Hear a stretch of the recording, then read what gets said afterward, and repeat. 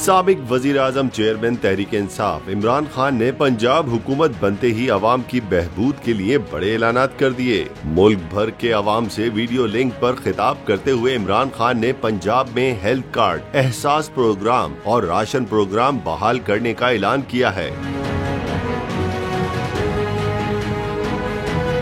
उन्होंने कहा कि हेल्थ कार्ड, एहसास प्रोग्राम गुर्बत के खात्मे के लिए ही शुरू किए थे, लेकिन इम्पोर्टेड हुकूमत ने हेल्थ कार्ड और एहसास प्रोग्राम्स को रोक दिया था। इमरान खान ने कहा, पंजाब में हमारी हुकूमत आई है, अब हेल्थ कार्ड, एहसास प्रोग्राम बहाल करेंगे। राशन प्रोग्राम भी पंजाब में शुरू करने जा रहे हैं। राशन प्रोग्राम के जरिए तेल, घी, चीनी वगैरह कम कीमत पर दस्तयाब होगा।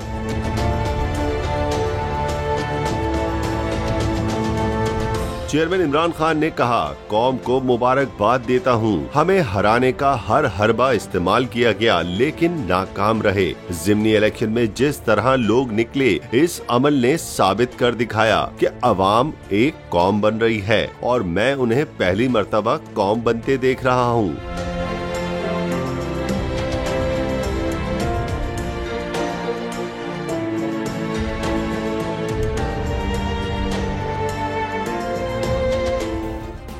सब्सक्राइब करें और बेल दबाएं ताकि कोई खबर रह न जाए।